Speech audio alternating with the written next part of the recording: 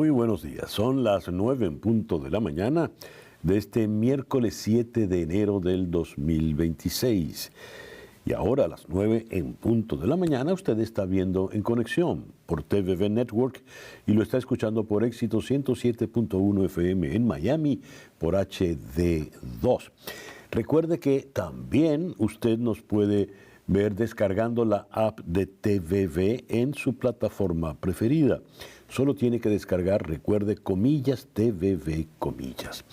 7 de enero, día de San Raimundo de Peñafort, sacerdote, jurista y escritor del siglo XIII, conocido por su trabajo en el derecho canónico y por ser un importante organizador de la Orden de los Predicadores Dominicos. Está considerado el patrón de los abogados, los juristas y el derecho canónico, así que felicitaciones a todos los abogados. San Polieuto, soldado romano martirizado en el siglo III, se negó a adorar a los dioses paganos y fue bautizado con su propia sangre. San Luciano de Nicomedia, sacerdote y mártir de Antioquía, que murió en Nicomedia en el año 312. San Alderico, obispo de Metz, que vivió en el siglo IX y fue conocido por su labor caritativa y su ayuda a los pobres. En el calendario astrológico de Enrico Mariani tenemos que para el día de hoy la luna está menguando en Virgo. La luna de Virgo es para trabajar con los detalles, con la minucia. Es la luna para limpiar y ordenar desde la gaveta, el cajón, hasta la oficina, la casa. Buena para ir al médico, buena para limpiar, buena para un proceso de desintoxicación. De manera que hoy tenemos la luna menguando en Virgo y el sol en Capricornio. Así va este miércoles 7 de enero del 2026. El 7 de enero de 1782 en Estados Unidos se abre el primer banco, el Banco de América del Norte. 7 de enero de 1927 se inaugura el servicio telefónico comercial entre Londres y Nueva York. 7 de enero de 1934. El dibujante Alex Raymond crea la historieta Flash Gordon para el King Features Syndicate. 7 de enero de 1936, en Venezuela comienza la explotación de la falja petrolífera del Orinoco. En 1953, el presidente Harry Truman anuncia que su país ha desarrollado la bomba de hidrógeno. El 7 de enero de 1959, Estados Unidos reconoce el nuevo gobierno de Fidel Castro. 7 de enero de 1965, en Colombia aparece la guerrilla procastrista ELN. En 1980 se transmite el último episodio de la célebre serie mexicana El Chavo del Ocho, que tuvo un total de 7 temporadas. 7 de enero de 1999 comienza el juicio contra el presidente Bill Clinton, el primero que se celebra contra un presidente en 130 años. El 7 de enero de 2015 en Francia se da el atentado contra el semanario satírico Charlie Hebdo. El 7 de enero del 2020 en Hunan, China, se descubre el COVID-19. A ver, ¿qué es hoy por hoy la criptoeconomía? La criptoeconomía básicamente es todo este nuevo fenómeno que ha empezado desde el 2008, cuando surgió Bitcoin, la primera criptomoneda. Pero adelantamos el tiempo al 2025 y vemos que ya es una clase de activo que ha sido oficializado. Por muchísimos años hubo la especulación de que no estaba soportado por nada, de que no tenía respaldo legal, de que era pura especulación, de que era básicamente un esquema piramidal y muchas cosas más que se han dicho sin fundamentos técnicos. Pero desde el año anterior pudimos ver en enero que los Estados Unidos aprobó el ETF de Bitcoin. Estamos hablando todavía del gobierno de Joe Biden, ni siquiera estamos hablando todavía de Donald Trump. En ese momento se cae el tema porque ya los Estados Unidos oficializó para que la gente pueda comprar. Los retail investors, la gente normal que a través de su 401k o sus planes de pensión de retiro puedan acceder a esta clase de bien. Y como bien lo mencionas, Nayib Bukele hizo lo mismo en El Salvador. Fue el primer país en determinar que Bitcoin sea como que moneda de curso legal, aparte del dólar, que también es otra de las monedas en El Salvador. ¿Y de qué manera se ha consolidado esta criptoeconomía? Decías, hubo desde el 2008, cuando surge, pues había cualquier cantidad de sospechas, pero ¿en cómo se ha consolidado al día de hoy?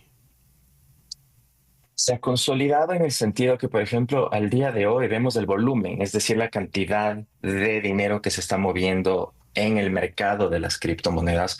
Por ejemplo, en las últimas 24 horas estamos hablando de 234 billones de dólares que han Ujú. estado en movimiento. ¿Y por qué hay tanto dinero que se mueve? Porque a diferencia de Wall Street o de los stocks, de las acciones que puede comprar la gente en compañías, el mercado de las criptomonedas no duerme, no para, es 24/7, 365 días del año. Entonces, esta es la gran diferencia. Al ser un mercado que está abierto todo el tiempo, genera que la gente esté en Japón, esté en Inglaterra, esté en New York, esté en Miami, esté en Sudamérica, en Argentina y en Venezuela, y pueda ser usado de esta manera. Y también lo que empezó a pasar en una manera práctica y una de las funciones que le dio a la gente utilidad es precisamente en países como en Argentina y en Venezuela, sobre todo en Venezuela que vimos que tienen hiperinflación. La gente creó un mercado secundario, por así decirlo, donde empezaron a transaccionar utilizando stablecoins o las monedas estables que son una moneda diferente que está pegged al valor del dólar, entonces en teoría siempre va a valer un stablecoin es igual a un dólar. Y vemos mucho que en Venezuela se utiliza esto, también pasó mucho en Argentina, y otra de las funciones que tiene es que muchísima gente que es migrante le envía las remesas a sus familias en diferentes países a través de criptomonedas y ya no utilizan al banco, ya no utilizan la transferencia SWIFT, porque primero estás utilizando un intermediario y te cobran muchísimo en tarifas, y ahora a través de las criptomonedas les llega inmediatamente y ellos son autónomos de su propio dinero, ya no necesitan de un intermediario que pasa a ser el banco o la compañía que te ayudaba a hacer las remesas. Dijiste entre las diferencias entre la economía tradicional y la criptoeconomía que no hay pausa, ¿verdad? Funciona 24/7. ¿Qué otras diferencias Ujú. fundamentales habría, Paul?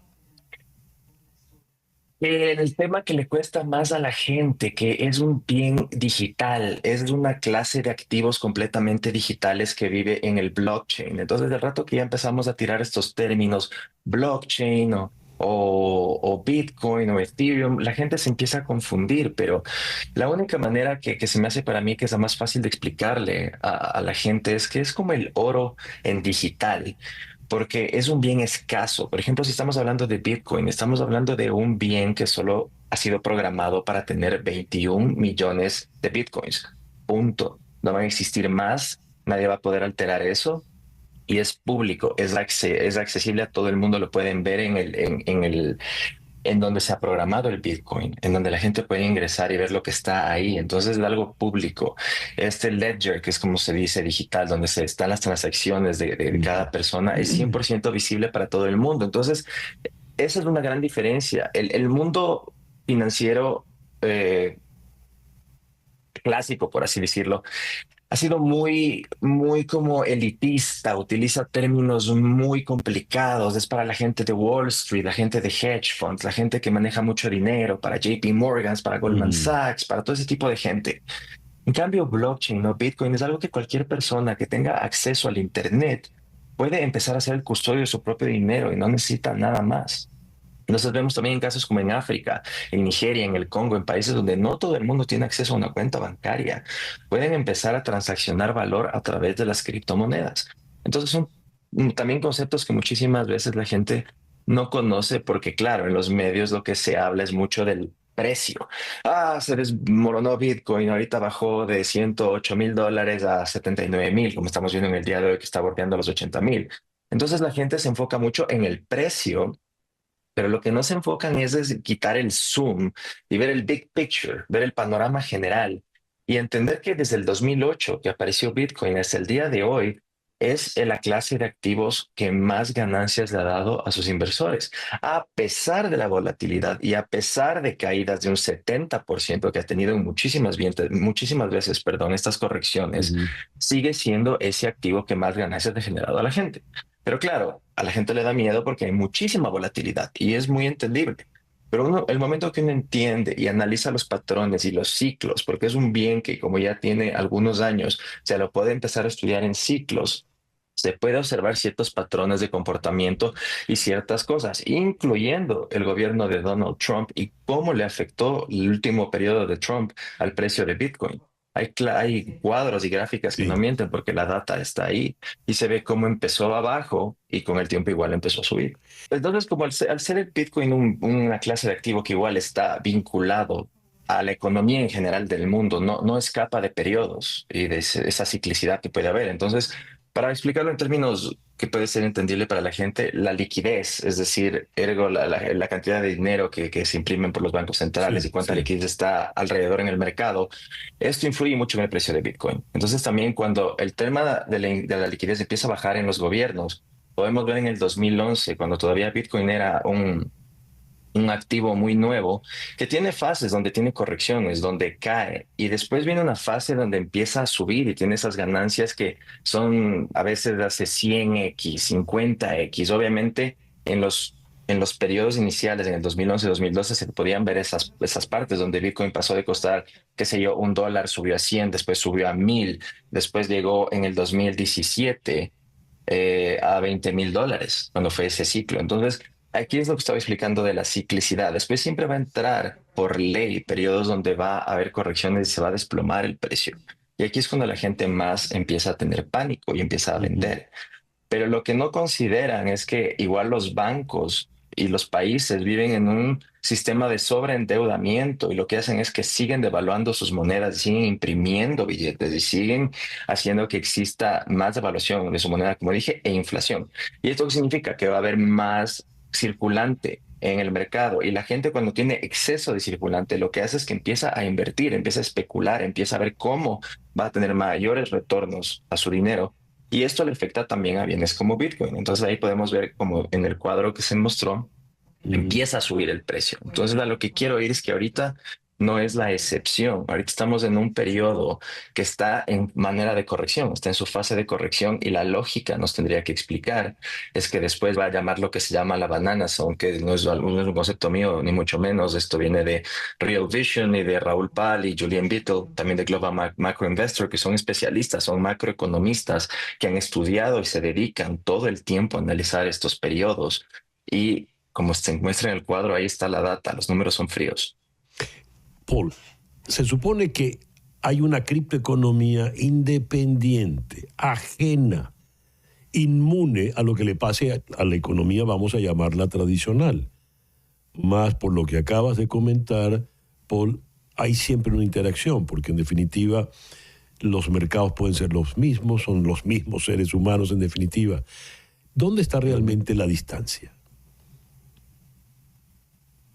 La distancia es más en el día a día, la distancia pasa en la narrativa que se puede crear. La diferencia Ya. es que, claro, es como al ser un medio nuevo, una clase de un activo nuevo, la gente todavía desconoce mucho y le da miedo, pero al final del día, para ponerlo en términos simples, es que no escapa de la realidad de los otros bienes. Cuando haya más circulante y cuando haya liquidez, la gente tiene más dinero e invierte más y va a especular en teoría más. Entonces ahí podemos ver, por ejemplo, en este otro cuadro que estamos viendo, vemos que el precio de Bitcoin está por lo general vinculado a la liquidez.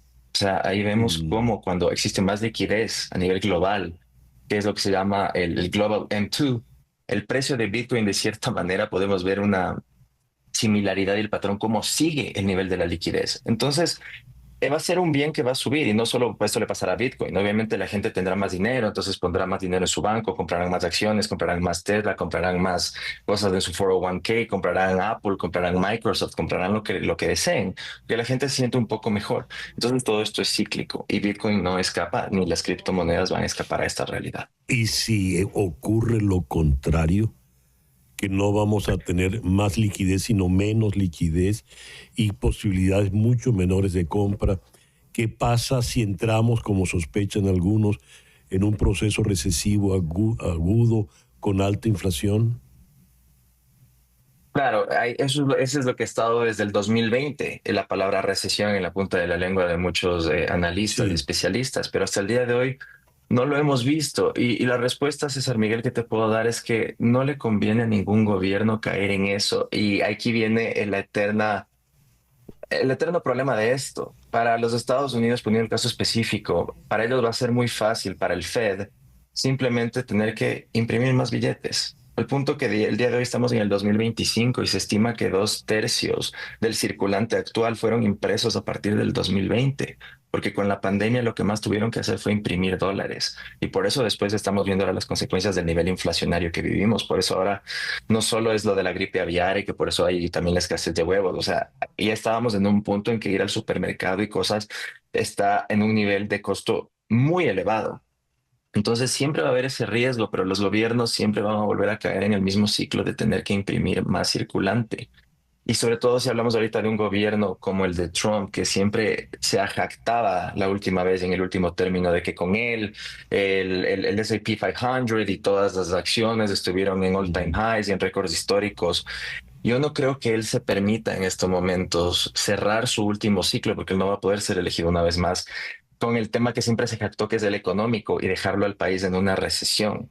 Entonces yo entiendo de una manera que Scott Bessent, que es el secretario del Tesoro, lo que están haciendo es quieren debilitar al dólar y de cierta manera es una estrategia de ahorita tener dolor de entrada, pero para que cuando ese dólar baje, todos los demás países del mundo que tienen deuda en dólares, sus deudas obviamente sean más fáciles de pagar y al tener un dólar más débil es mejor para las condiciones globales y para todo lo que es el tema del comercio internacional.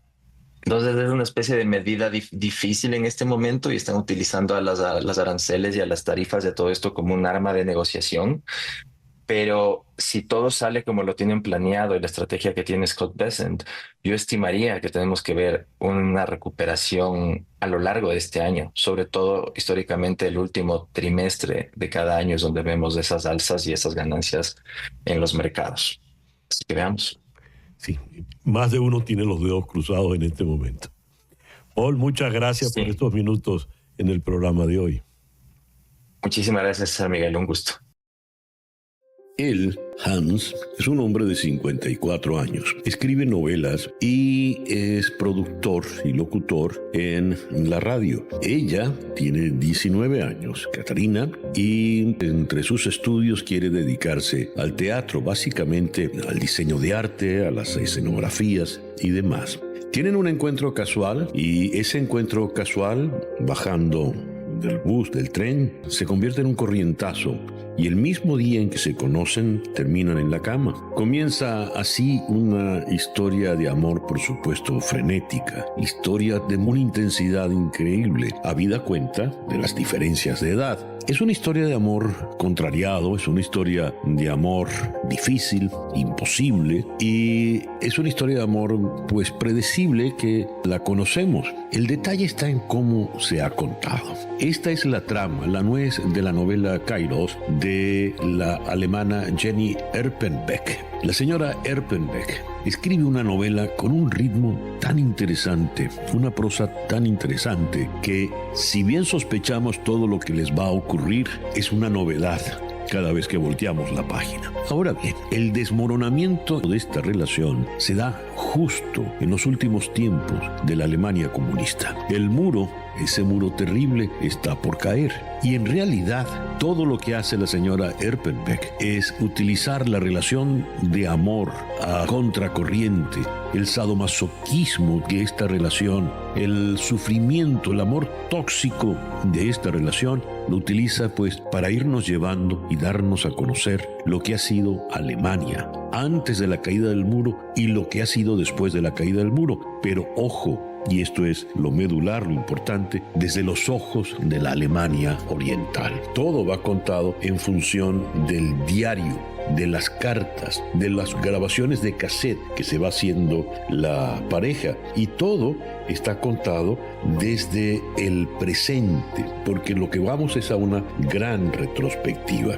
Hay momentos en que tenemos que conocer quiénes son nuestros personajes. La tía que Catarina visita en Colonia se quedó en Colonia porque ella fue a visitar a alguien y a la mañana siguiente estaba ya levantado el muro, de manera tal que ya no pudo regresar, y por eso hizo su vida del lado occidental. uno criado en el nazismo, la otra criada en el comunismo, y se les cae el mundo, pues cuando se cae el muro de Berlín. Ahí, una vez que cae el muro, entran en la orfandad. Todos vivían del Estado. Los programas de radio que hacía Hans eran malos, pero se los hacía y se los pagaban igual. Ahora tiene que entrar a hacer programas buenos, competir. Ahora todos tienen que empezar a hacer algo. Y todo esto contado mientras la relación de amor de Hans y Katarina se va haciendo cada vez más agria, cada vez más amarga. Es una novela que ha sido galardonada con el premio Brookers de este año y es un premio realmente merecido. Nos dice mucho a los que no somos alemanes de lo que ha sido Alemania. Una vez que cae el muro, Katarina tarda en cruzar a la otra ciudad. Escucha esto. 3 semanas tardó Katarina en poner los pies en esa parte de la ciudad que de la noche a la mañana apareció junto a los barrios con los que está familiarizada. El extranjero en el cuerpo de la ciudad que a uno le es propia. Mismo nombre, mismo idioma, los edificios incluso parecidos y sin embargo una ciudad extranjera. Un segundo corazón, un doble latido, uno de más. Es Kairos, de Jenny Erpenbeck, editada en castellano por Anagrama. Una pequeña pausa y ya regresamos en Conexión.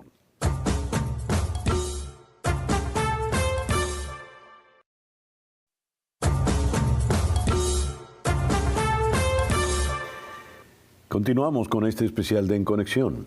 En 1973 se dio un asalto a un banco en Estocolmo y los que estaban dentro del banco caen como rehenes de los asaltantes que pasan a ser sus secuestradores. Durante el suceso, los rehenes desarrollaron una conexión emocional con los captores, llegando incluso a defenderlos.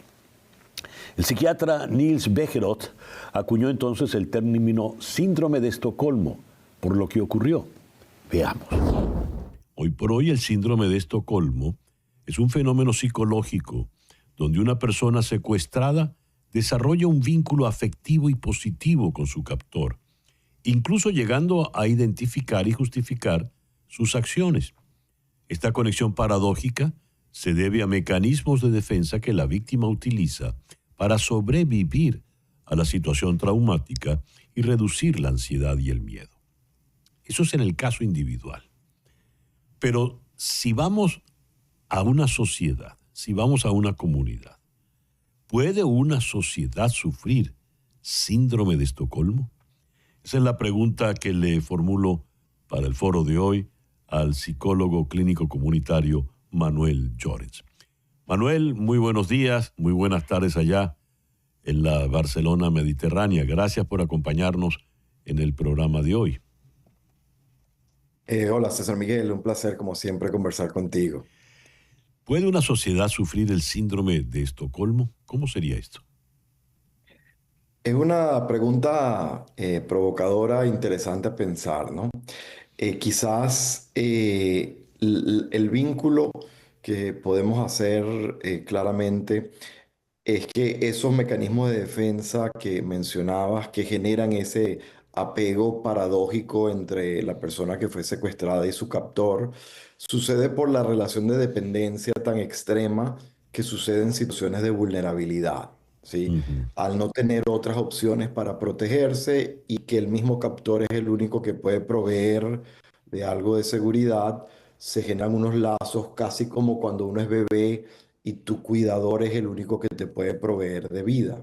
Sí. En los mecanismos de control social, y que algunos los hemos visto claramente en Venezuela, el poder someter a las personas a la dependencia del Estado para que tengan que recurrir para satisfacer las necesidades básicas siempre al Estado, se utiliza un poco en esa lógica, que en la medida que sea más dependiente el ciudadano, entonces tengo más posibilidades de control. La pregunta es si eso además podría venir con un lazo paradójico de agradecimiento. Ujú. Y creo que es interesante, creo que en algunos casos sí, creo que habría que pensar en las diferentes matices de eso, porque efectivamente alguna persona muy vulnerable puede terminar agradeciendo las migajas porque viene de una Ujú. situación de mucha vulnerabilidad, pero también tendremos casos de personas que van a simular su agradecimiento porque saben que eso es lo que Ujú.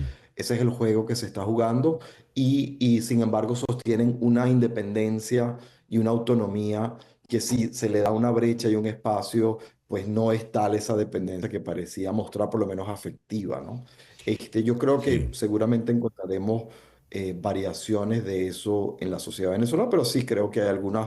Y después está el tema de la simpatía por el autoritarismo, que también ha jugado una pieza en la historia de Venezuela y tiene que ver con finalmente el deseo de una figura fuerte, poderosa, que me resuelva los problemas sociales, y esa simpatía por el autoritarismo se pliega con esta dependencia que sucede ante el control social de un Estado que trata de controlar todos los aspectos de la vida, ¿no? Ya que has citado a Venezuela reiteradamente, la sociedad venezolana es víctima, ha sido víctima en estas décadas del síndrome de Estocolmo.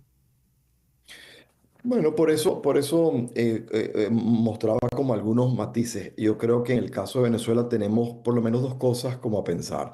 Uno, eso, hay una historia donde el autoritarismo por momentos ha sido celebrado y eso lleva a relaciones más verticales y de más control social y menos autonomía.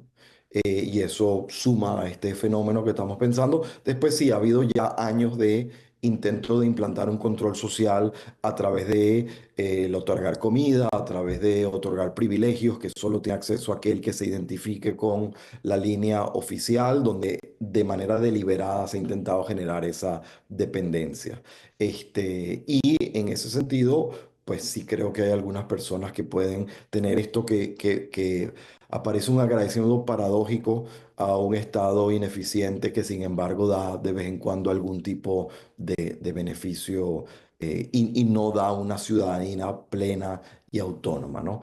¿Hay Pero también alguna creo. otra, hay alguna otra sociedad, algún otro país donde se pueda identificar el síndrome así en colectivo, Manuel? Claro, como tú decías, el síndrome ha sido descrito en individual, ¿sí? Y es como una metáfora para pensarlo en lo colectivo. Se ha estudiado, por supuesto, el impacto psicológico del control social y autoritarismo en la población. Y un poco lo que se encuentra son estas variaciones. Por ejemplo, un sitio donde algo parecido se pensó fue toda la experiencia de los campos de concentración donde Ujú. Primo Levi propone este término de la zona gris, ¿sí? Donde, por ejemplo, había compañeros judíos que estaban presos en el campo de concentración que terminan participando en algunas de las actividades que los captores Ujú. les proponían y a cambio de participar en el control de sus compañeros, de su gente, entonces Ujú. recibían algunos privilegios. Y Primo Levi se preguntaba, ¿qué hacemos? ¿Dónde está la responsabilidad moral? Y cómo juzgamos a aquel que fue víctima y victimario. Y en ese sentido se dieron todas estas preguntas de qué tanto algunos se identificaron con el Sí. opresor y qué tanto algunos simplemente recurrieron a eso como la última manera de sobrevivir. Manuel, muchas gracias por intercambiar ideas con nosotros en el programa de hoy. Muy amable. Manuel Llorens es psicólogo clínico. Nos habló desde la ciudad de Barcelona, allá en España.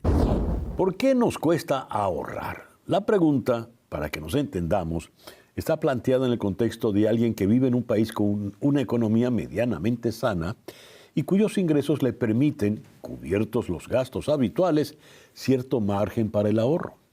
La pregunta vale porque, aún en esas circunstancias, la persona no ahorra. Esto, además de un problema financiero, implica otro de orden psicológico. Leo esto. El cerebro humano da prioridad a la gratificación inmediata. Tiende a ser demasiado optimista sobre las posibilidades de cumplir un objetivo y se resiste al cambio de hábitos. Estos son algunos de los sesgos inconscientes que, según la economía conductual, hacen que ahorrar sea, para una gran parte de la población, una buena intención, pero muy difícil de cumplir. Desde esas dos perspectivas vamos a abordar nuestro foro de hoy. ¿Por qué nos cuesta tanto ahorrar? En el aspecto financiero, económico, puntualmente, contamos con el asesor financiero David Molina. David, muy buenos días, gracias por acompañarnos. Buenos días, gracias a ustedes por el espacio el día de hoy. Y en el aspecto psicológico está con nosotros Manuelita Pérez Méndez. Manuelita, muchísimas gracias por acompañarnos en el programa de hoy. Gracias por la invitación. Ambos están en la ciudad de Madrid. A ver, en el caso financiero, ¿qué necesito yo para poder ahorrar? ¿Cuál sería mi margen mínimo para yo decir, debo ahorrar? David. Fíjate, en este caso yo creo que es muy importante entender dónde estamos parados, ¿no? Conocer muy bien cuáles son nuestros ingresos, cuáles son nuestros casos y nuestra capacidad de ahorro. Y para eso tenemos que tener un presupuesto, como si fuésemos una compañía, ¿no? ¿Qué es lo que vamos a gastar mes a mes? ¿Cuáles son nuestros ingresos fijos y nuestros gastos fijos y nuestros gastos variables? Y con esa capacidad de ahorro, saber para qué también vamos a ahorrar. Entonces es muy importante no solamente conocer cuáles son nuestros ingresos, sino que tener un objetivo claro para trazar un plan. ¿Y cuánto sería lo mínimo que yo necesitaría presupuestariamente a la hora de planificar, David? Es una de las preguntas que más me hacen mis clientes. ¿Cuál es la cantidad perfecta para ahorrar? Y no existe una cantidad perfecta para ahorrar, pero sí existe una guía, ¿no? Esta guía es la regla del 50-30-20, que nos dice que tenemos que vivir con el 80% de nuestro salario, que sería 50 gastos fijos, 30% gastos variables y un 20% la parte de planificación financiera. Ahora, es muy importante saber que de este 20% deberíamos guardar un 10% para ese colchón de emergencia, ¿no? Esos imprevistos que pueden llegar, y destinar para inversión a largo plazo, corto, medio, largo plazo, planificación financiera integral, otro 10%. Entonces, sí, para tu respuesta certera, mínimo ese 10% del salario es lo que deberíamos estar destinando para nuestro futuro. Muy bien. En situaciones de penuria, como pasan en muchos países, como pasa, por ejemplo, en muchos países de la América Latina, en Venezuela, y como está empezando a pasar en algunos países del primer mundo, no dispongo de ese 10% para poderlo ahorrar, porque la economía me está asfixiando. Pero, ¿qué ocurre psicológicamente hablando cuando dispongo de ese 10% y sin embargo no lo ahorro? ¿Qué pasa allí, Manuelita? Bueno, en este caso, fíjate que justamente hay que diferenciar entre el no poder y el tener los recursos, pero tener un obstáculo emocional que impide hacer un ahorro. Aquí hablamos de la búsqueda de satisfacción inmediata, de no poder posponer la recompensa, de esa tendencia natural del ser humano a la gratificación y también a darle una función emocional al dinero en términos de alivio para el vacío, para la soledad, para ciertas afecciones emocionales, para buscar aprobación social también, para mostrar estar a la altura de las expectativas o de lo que cree que necesita tener para poder ser visto o aprobado socialmente. Y eso le va a llevar a tomar decisiones económicas desde el punto de vista emocional y que están probablemente alejadas de su capacidad real de respuesta. También, por supuesto, tenemos aquí algunas otras afecciones emocionales como la ansiedad, la depresión, el trastorno por déficit de atención que pueden llevar a que a la persona le cueste más postergar la gratificación y vea el ahorro, como bien lo decía acá el presentador, como una forma de restricción en el presente que no quiere atravesar. Fíjate, si estoy en situación de penuria y me ha costado medianamente ahorrar o lograr ese 10% de alivio, menos lo voy a ahorrar porque me lo voy a gastar, porque me lo merezco, porque he sufrido mucho. ¿Cómo funciona, cómo se llama ese proceso, Manuelita? En ese momento la persona está buscando aliviar el malestar que está sintiendo y puede tender a compras compulsivas o la oniomanía, que es la tendencia a comprar para sentirse bien y para llenar algún tipo de vacío emocional. Quiero darle al dinero esa función de alivio desde el punto de vista de sus emociones. David, ahora, en los tiempos que corren, ¿qué he de hacer para tener acceso, posibilidad a ese 10% mínimo que me sirva de colchón, de eventualidad para ahorrar, etcétera, etcétera? ¿Qué debo hacer? Bueno, en primera instancia, manejar un presupuesto, yo creo que es clave. Pero hay algo que siempre recomiendo, que es sacar los últimos extractos bancarios para identificar en dónde se está yendo el dinero, ¿no? Hay algo que es muy importante que le llamamos esos gastos hormiga, que todo cuenta, ¿no? Ese dólar de más que gastamos, ese eurito de más, ¿no? Es que es un euro, 1,50 y al final eso va sumando y durante 30 días se nos va gran parte del salario. Entonces, primero sacar estos extractos bancarios para identificar dónde se está yendo el dinero. Luego de identificar, no se trata de erradicarlo, sino que se trata de disminuir lo que puedas disminuir y quitar lo que puedas quitar. Yo siempre cuando hablo con mis clientes, hablo de no se trata de gastar menos, se trata de gastar mejor. Porque si tienes control de tu dinero, pues y llevas un presupuesto y sabes identificar esos pequeños gastos que nos van quitando esa capacidad de ahorro para el futuro, pues si los identificas, pues a lo mejor en vez de irte 6 días de vacaciones te puedes ir 7, porque se trata de gastar mejor. Pero para eso también tienes que tener un presupuesto, porque nos gusta vivir bien hoy, nos va a gustar vivir bien mañana también. Entonces es tomar acción sobre esos gastos. ¿Y puedo llegar a tener ese margen, ciertamente, David? Sí, dentro de ejemplos reales aquí en España, donde vemos que yo he tenido clientes que han recuperado entre un 13 y un 15%, ¿no? Medido con datos estadísticos de mis clientes del salario, que se van entre gastos hormigas y gastos medios recurrentes. Cuando hablo de gastos hormiga, son gastos que van de 0 a 10 euros, los gastos medios recurrentes van de 10 a 20 y los gastos altos recurrentes van de 20 a 50, ¿no? De 0 a 10 suele ser un cafecito, esa galletita, oye, voy tarde al trabajo, entonces agarro un taxi que me cuesta 3.50, un Uber, ¿ok? O el vending, algo que está al momento, ¿no? Que está ahí.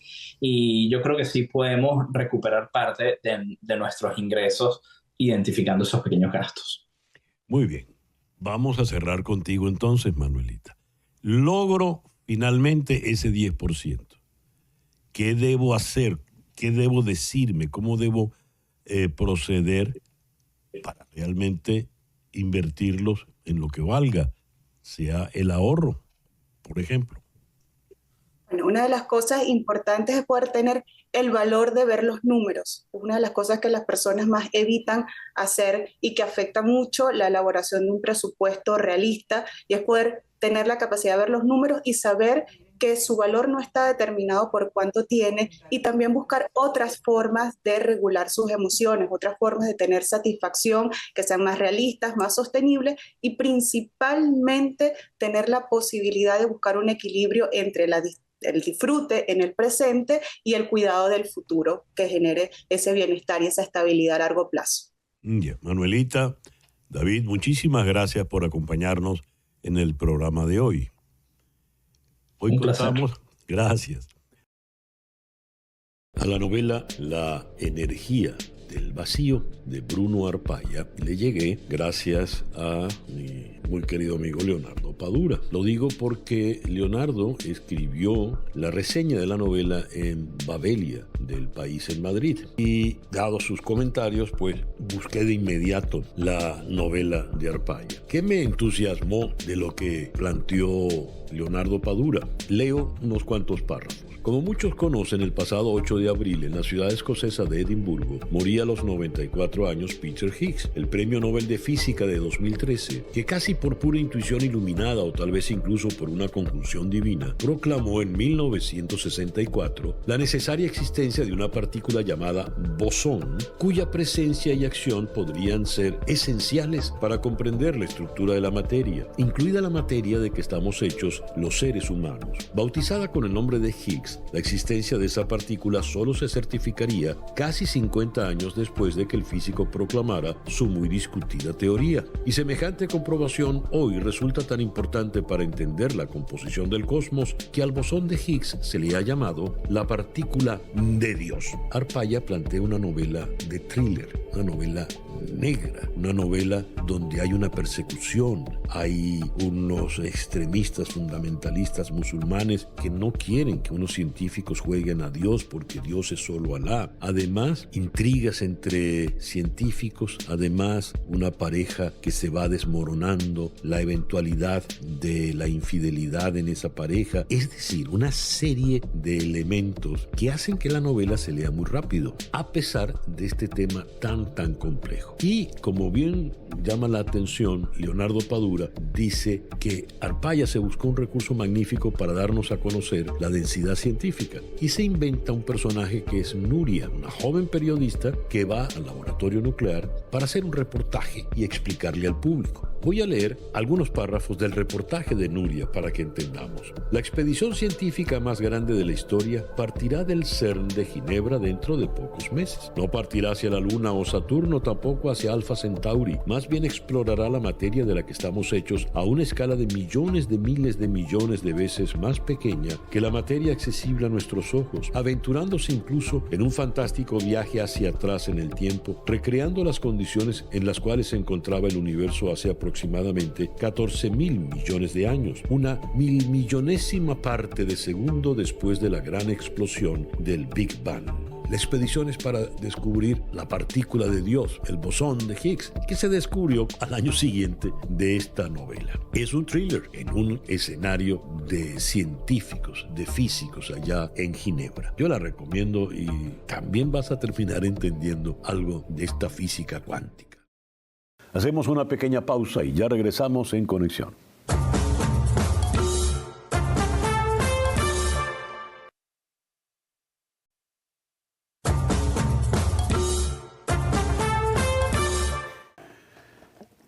Las arepas delgadas de Tequemoch, las arepas de trigo de Tequemoch, las arepas andinas de Tequemoch, las arepas regulares con queso de Tequemoch, las arepas con chía, todos los productos de Tequemoch, ordénalos online en tequemoch.com y van a llegar directamente a tu casa porque envían a los 50 estados de los Estados Unidos.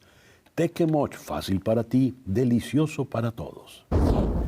Continuamos con este especial de En Conexión. ¿Por qué nos cuesta tanto empezar? La pregunta vale tanto para iniciar una rutina de ejercicios como para arrancar una dieta, tanto para buscar un nuevo trabajo como para buscar un nuevo domicilio. La pregunta, pues, vale para un universo muy amplio de posibilidades y dado lo planteado de limitaciones, por igual. Aquí participaron las psicólogas Zulma Camacaro Fuentes en Medellín y Liliana Torreya en Orlando. Veamos. Zulma, Liliana, muchísimas gracias por estar con nosotros en el programa de hoy. Gracias a ti, César Miguel. Siempre un gusto. Gracias. Igualmente, César Miguel. Muchas gracias. ¿Por qué es tan difícil empezar algo? Lo que sea. La rutina, la disciplina, la dieta, no sé, tantas cosas que estoy consciente que son buenas para mí, pero no las hago. Vamos a comenzar con Liliana en Orlando. Sí, César Miguel, nosotros a veces pensamos que no empezamos algo por flojera, por pereza, y queremos desmitificar eso desde la perspectiva de la psicología. La verdad es que a veces nos cuesta empezar algo porque nuestro cerebro no está hecho para actuar, nuestro cerebro está hecho para preservar la supervivencia y cualquier inicio de algo implica un cambio. Y entonces cuando estamos frente a un cambio va a haber como un choque, una resistencia natural entre las fuerzas que quieren conservar el status quo y las fuerzas que quieren algo nuevo. En consecuencia, si no tenemos claro una recompensa muy fuerte para poder dar ese primer paso y si no estamos conscientes de que necesitamos, vamos a llamarlo así, hackear algunos elementos de nuestro cerebro, probablemente nos vamos a quedar en esto que llamamos la zona de confort para sentirnos más seguros, porque cualquier cambio puede estar implicando una incertidumbre y frente a eso, pues nuestro cerebro detecta, nuestra amígdala cerebral detecta una alarma y dice, no, mejor no, vamos a esperar, vamos a quedarnos por aquí más seguros. Me gustaría oír tu opinión, Zulma, por favor. Estoy totalmente de acuerdo con mi colega. Quiero sumar que a veces se nos olvida, y esto puede sonar muy fuerte, se nos olvida que somos animalitos de costumbre y que formamos una rutina. Y dentro de esa rutina, cuando le queremos agregar otra cosita o cambiar alguna cosita, genera toda esta resistencia que es como, ay, pero si a esta hora yo descansaba, o si a esta hora yo veía el celular. O sea, ¿para qué, no? Y ahí viene todo este tema del autosabotaje, el tema que hablaba mi colega de la recompensa y de esa necesidad constante de volver a lo que ya conozco, de quedarme en donde ya conozco, porque eso me hacía cómodo, si no, no lo hubiera hecho antes. Entonces, Ujú. cuando empezamos algo, por ejemplo, ahora quiero leer más, o ahora quiero empezar el gimnasio, como todos los eneros, o ahora sí, de verdad voy a empezar a comer mejor. Pero entonces es ir al supermercado, es comprar esa comida. Entonces, todo eso nos genera un peso a nivel cognitivo que decimos, bueno, mañana, o bueno, el mes que viene, o bueno, el lunes. Entonces empieza este autosabotaje que por supuesto está regido por la autoexigencia, por el Ya. miedo al fracaso, por la búsqueda de perfección. Entonces mucha gente prefiere decir, ay, no, mejor me quedo tranquilito en lo que ya estoy. Liliana, mencionaste la recompensa. El que empieza a hacer ejercicios va a tardar en ver los resultados, ¿verdad? De adelgazar, de Ujú. sentirse mejor. E igual pasa con todo, los resultados no son inmediatos. Con todo. ¿Cómo manejamos entonces eso de la recompensa? Porque a diferencia de la comida, ¿verdad? Se agarra el chocolate, lo prueba y ya de inmediato tiene el placer del chocolate. Pero eso ocurre Sí. muy pocas veces en la vida. ¿Cómo hacemos para manejar esas recompensas que solo se manifiestan tardíamente? Sí, fíjate, yo creo que es importante que entendamos, César Miguel, este término de la motivación, porque a veces creemos que estar motivado es querer todo el tiempo hacer algo, ¿no? Es estar siempre como en este estado de acción. Y la verdad es que la motivación es energía en movimiento. Ahora, ¿qué significa eso? Que no vamos a estar motivados todo el tiempo. Cuando Ujú. queremos iniciar algo, es importante que estas recompensas no sean recompensas finales. Muchas veces pensamos en el gran resultado, en todos los kilos cuando hacemos la dieta, todos los kilos que voy a querer bajar o cómo me voy a querer ver dentro de un X tiempo. Y aquí la idea para poder empezar es definir esas pequeñas recompensas, eso que llamamos el estímulo mínimo viable. Es decir, ¿cuál es esa recompensa que hoy voy a obtener por hacer un primer paso? Mel Robbins habla de esta técnica que a mí particularmente también me funciona, que es contar hasta 5, 5, 4, 3, 2, 1 y hacer algo, pararme de la cama. Es el primer paso. Y eso ya significa decirle a mi sistema nervioso, hiciste algo. No, ya no te quedaste. Y luego entonces 5, 4, 3, 2, 1, ponerme los zapatos para irme al gimnasio. Todavía no llego al gimnasio, todavía no he bajado los kilos, pero inicié esta cadena de eventos que repetidamente me van a ir llevando a lograr una pequeña recompensa que se convierte en una recompensa mayor. Y cuando no hay motivación, lo que nos sirve es la disciplina. Entonces, armar la disciplina significa ir haciendo muy pequeñas cosas con recompensas viables, concretas, específicas y que yo pueda recordar, que mi cerebro pueda recordar y decir, lo hiciste, hoy sí fuiste. Hoy te acercaste a esto que querías, hoy hiciste un primer paper, hoy hiciste una primera llamada. Recordar eso nos ayuda en estos casos. Eso de poner el hoy me trajo a la memoria, por ejemplo, Alcohólicos Anónimos, ¿no? Sí, Alcohólicos por Anónimos ejemplo, sabe que decir hay que dejar de beber de por vida es imposible, pero hoy claro, no voy a beber. Y Ujú. sí. en ese hoy voy sumando cualquier cantidad de días. ¿De qué otro recurso podemos agarrarnos, Zulma? Sí, definitivamente el solo por hoy funciona muchísimo. Solo por hoy voy a ir al gimnasio. Si eso me genera que pasen 3 meses y siga yendo solo por hoy al gimnasio, genial. Pero una de las cosas también es el diálogo interno. Nosotros tenemos la persona con la que más pasamos tiempo es con nosotros mismos y es cómo me trato a mí mismo, cómo estoy conmigo, ¿sí? O sea, cómo me empujo de alguna manera cuando no tengo motivación a hacer las cosas. Hey, Zulma, yo puedo, yo quiero. Hoy motivación cero, pero disciplina 100. Vamos que si puedes, vamos que hoy sí lo voy a lograr. Entonces es cómo tienes ese diálogo interno. Y ese diálogo interno está muy relacionado a la fortaleza yoica, a cómo me hablaron en mi niñez, a cómo me trataron. Por supuesto, si he ido o no a terapia, si tengo las herramientas y técnicas necesarias para hablar conmigo, para sanarme, para acompañarme de forma, por supuesto, sana, y de cómo yo constantemente me estoy halagando, me estoy piropeando, y eso hace que la relación conmigo sea tipo un coach motivacional constante dándome aliento, ¿no? Por supuesto, aquí la invitación es comprender y escuchar tu cuerpo, y si realmente ese día anímicamente, físicamente no puedes, también Ya. leer tu cuerpo y darte un break, pero momentáneo, listo. Pero que constantemente tengas una muy buena relación contigo va a ayudar muchísimo a los casos de cuando digamos, la constancia, disciplina y la motivación están en cero, que pues hay muchos días grises y los grises también forman parte del paisaje, así que hay que buscar esas herramientas cuando estamos en días grises para ponerle un poquito de color. Zulma, Liliana, muchísimas gracias por esta conversación en la mañana de hoy. Y ahora hablemos de la emocionalidad de los hombres. ¿Se emocionan por igual ellos y ellas? ¿Qué tipo de razones determinan las diferencias, si existen, entre unos y otros? Veamos. Leo esta pregunta. ¿Qué pasa con la emocionalidad de los hombres? ¿Los hombres pueden ser tan emocionales como las mujeres? Llevamos siglos asumiendo que masculinidad es sinónimo de fortaleza, contención, resolución y valentía. Lo femenino, en cambio, ha estado asociado a esa fragilidad derivada de una emocionalidad a flor de piel, algo que invalida y que revela inestabilidad. ¿Son emocionales los hombres? Ese es nuestro foro en el día de hoy. Vamos a iniciar con un Elvin López, psicólogo, quien está en Barquisimeto. Elvin, muy buenos días. Gracias por acompañarnos. Y un poco más cerca, aunque lejos también, en la ciudad de Houston, está la también psicóloga Irina Faneite.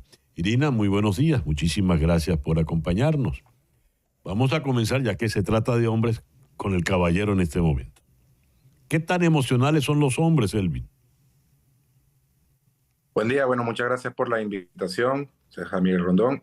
Yo creo que en este tema es importante destacar que bajo un estudio que hizo la Universidad de Michigan, donde se llevó a cabo, pues, ver cómo se desarrollaba el hombre en su día a día, se hizo un estudio de más de 147 hombres y se dieron cuenta que no había gran diferencia en el tema de cómo se expresan las emociones tanto hombres y mujeres. Fíjate que cuando hablamos de emocionalidad masculina, esto tiene mucho que ver con un tilde impuesto a nivel sociocultural. Y como muy bien tú lo has comentado en esa pregunta, pues llevamos siglos quizás teniendo una perspectiva de género en cuanto a este tema de las emociones y que, bueno, las mujeres son un poco más dramáticas y por eso son más emocionales, o los hombres reprimen más las emociones, pero ¿por qué se debe eso? Bueno, fíjate que la era industrial ha traído como parte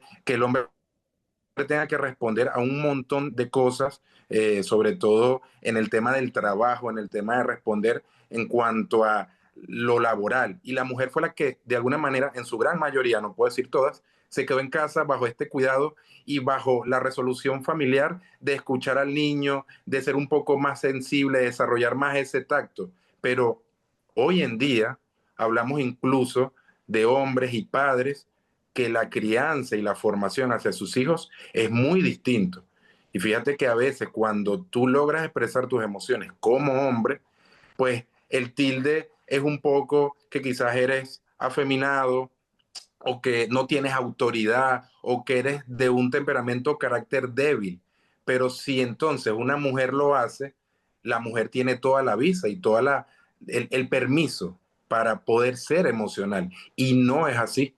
Fíjate que esto influye también en una tasa alta en cuanto a temas de suicidios. Por ejemplo, en Venezuela la tasa más alta es de hombres, porque reprimen tanto y no buscan esta ayuda y obviamente llegan más rápido al tema del suicidio que a las mujeres.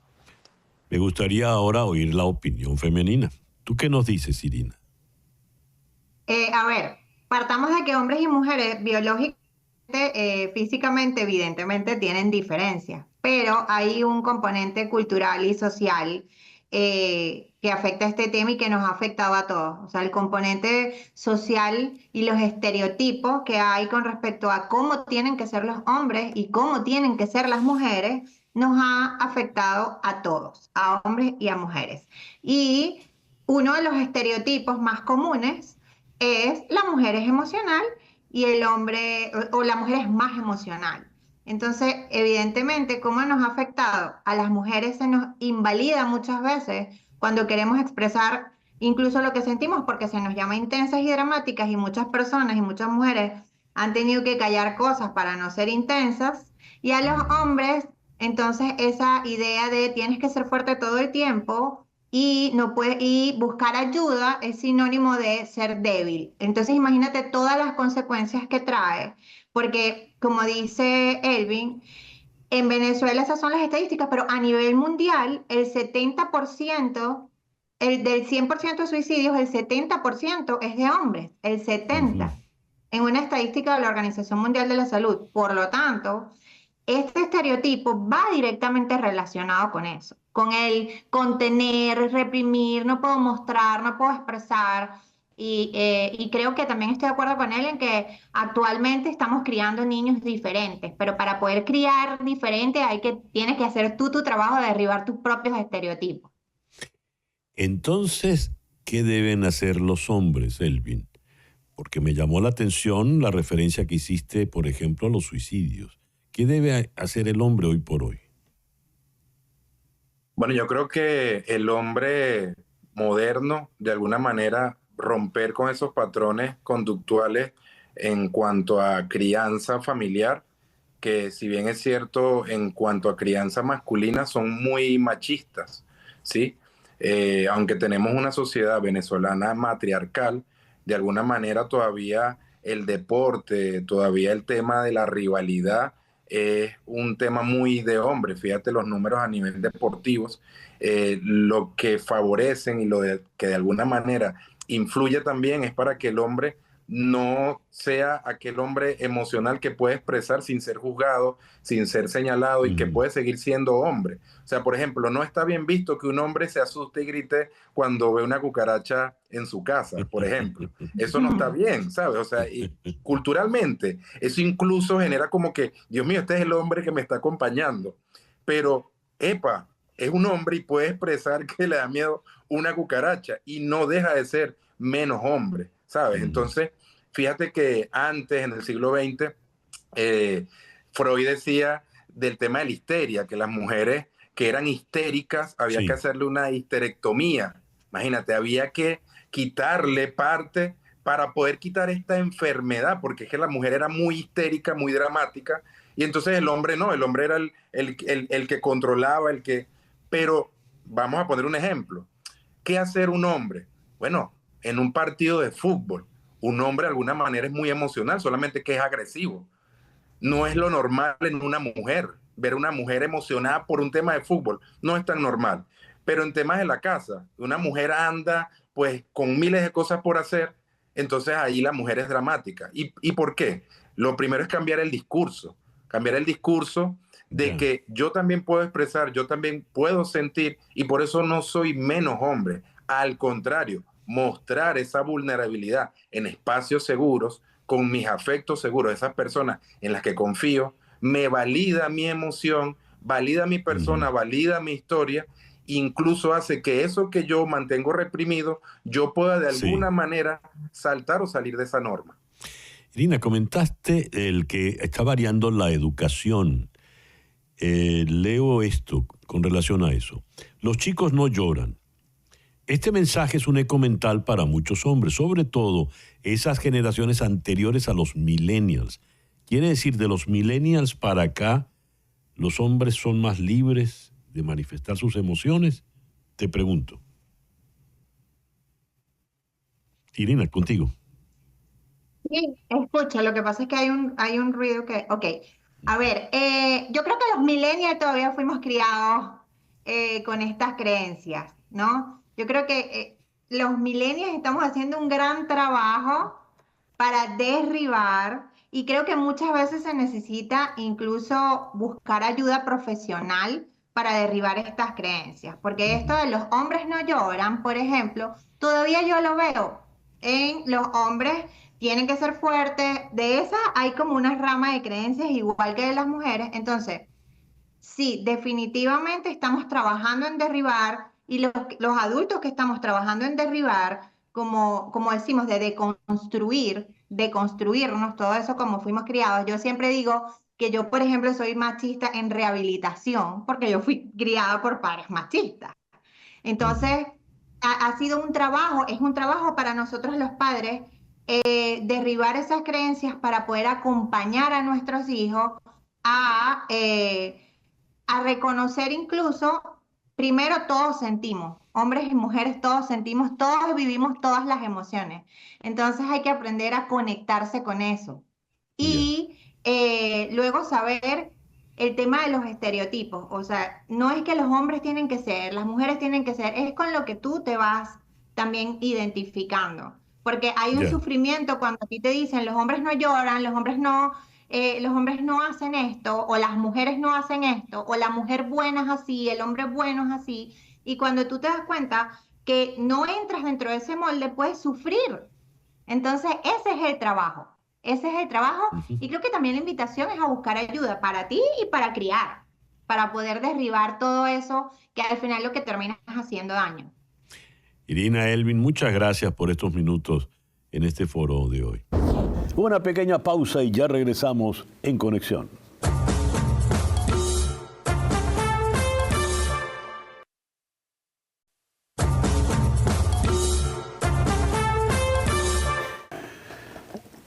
Las arepas delgadas de Tequemoch, las arepas de trigo de Tequemoch, las arepas andinas de Tequemoch, las arepas regulares con queso de Tequemoch, las arepas con chía, todos los productos de Tequemoch, ordénalos online en tequemoch.com y van a llegar directamente a tu casa porque envían a los 50 estados de los Estados Unidos. Tequemoch, fácil para ti, delicioso para todos. Continuamos con este especial de En Conexión. La tecnofilia es la afición o inclinación excesiva por la tecnología y los dispositivos tecnológicos, como computadoras, teléfonos, dispositivos móviles y videojuegos. Puede manifestarse como una dependencia donde la persona experimenta una necesidad constante de usar dispositivos y puede sentirse ansiosa o incómoda sin ellos. Esto lo tratamos con un foro por demás interesante. Vamos con nuestro foro del día de hoy, dedicado a la tecnofilia. ¿Qué es la tecnofilia? Es la afición o inclinación excesiva por la tecnología y los dispositivos tecnológicos. Computadoras, el teléfono, los videojuegos. Esto se puede manifestar como una dependencia, donde la persona experimenta una necesidad constante de usar estos dispositivos y puede sentirse ansiosa, incómoda, frustrada sin ellos. Vamos a abordar este tema desde el punto de vista de la tecnología y para ello vamos a contar con el amigo Samuel Burke. Él es especialista en los temas de tecnología y redes sociales. Él está allá en Londres y en Santiago de Chile, al otro extremo, en la región austral del planeta, el aspecto psicológico del problema con la psicóloga Génesis Romero. Génesis, Samuel, buenos días. Gracias por acompañarnos en el programa de hoy. Un gusto, César Miguel. Qué bueno usar toda la tecnología y dispositivos que estamos criticando para poder comunicarme con ustedes. No lo estamos criticando todavía, ¿verdad? Todavía. A ver, vamos a comenzar con Génesis. ¿Qué nos ocurre con estos dispositivos? Todo lo que nos facilita la vida, uno empieza a hacerlo como imprescindible. Ustedes son muy jóvenes, yo vengo de un par de generaciones antes, cuando no había teléfono celular, y más de una vez me han preguntado mis hijos o mis nietos, abuelo, papá, ¿cómo hacías cuando no había teléfonos celulares? ¿Qué es lo que nos ocurre a nosotros, psicológicamente hablando, Génesis? Hola, un gusto, César Miguel, primeramente. Sí, este tema es súper interesante y súper amplio para poder abordar, porque claro, bien siendo una ficción por una tecnología, ¿cuándo supone esto un problema o una dependencia? Cuando utilizamos esta herramienta que debería ser buena para comunicarnos, para innovar, ¿cierto? La utilizamos como herramienta para evadir emociones, manejar situaciones, crear vínculos. Ahí vendrá suponiendo un problema. ¿Y qué pasa con estas muchas veces tecnología o cualquier objeto que nos pueda causar adicción? Un poco toda esta dopamina fácil, rápida, instantánea que se da, y bueno, ahí se me los podrá hablar, que también las tecnologías actualmente están diseñándose para causar esto, ¿no? Dopamina fácil, rápida en los seres humanos, y esto hace, claro, que nuestro sistema de recompensa quiera crear una dependencia porque quiero más de eso, quiero más, si hablamos de redes sociales, likes, si hablamos de videojuegos, adrenalina, esto me gusta, me causa placer, dopamina, necesito más, rápida y fácil. A ver, Génesis acaba de decir algo muy delicado, Samuel. Los diseños de estos dispositivos tecnológicos están hechos para crearme mayor emoción, mayor adicción, mayor tendencia a depender de ellos. ¿Cuáles son esos dispositivos que nos han invadido de tal manera la vida que ya no podemos vivir sin ellos? ¿Y a dónde va la tendencia, Samuel? Bueno, son todos los dispositivos, pero sobre todo el teléfono. Y vi un estudio súper interesante con los adolescentes en Estados Unidos y el 68% de ellos dice que no podrían pasar ni una hora, César Miguel, sin su teléfono. Y con eso siempre planteo una pregunta sumamente importante, mínimo para mí. ¿Te hace contento tu dispositivo? Y la gran mayoría de las personas, especialmente los jóvenes, dicen que no. Aunque dicen que no pueden pasar ni una hora sin ellos, dicen que estos dispositivos no los hace contento. Y siempre me hace pensar en una colega, Chris Anderson de Wired, que dijo, entre dulce y cocaína, la tecnología, está más cerca de la cocaína. Pero supuestamente, yo no sabría, la cocaína te hace contento mínimo por un momento y los jóvenes dicen que no están contentos con estos dispositivos diseñados para que, en mi opinión, se vuelvan adictos de ellos. Génesis, esto que acaba de decir Samuel es muy interesante.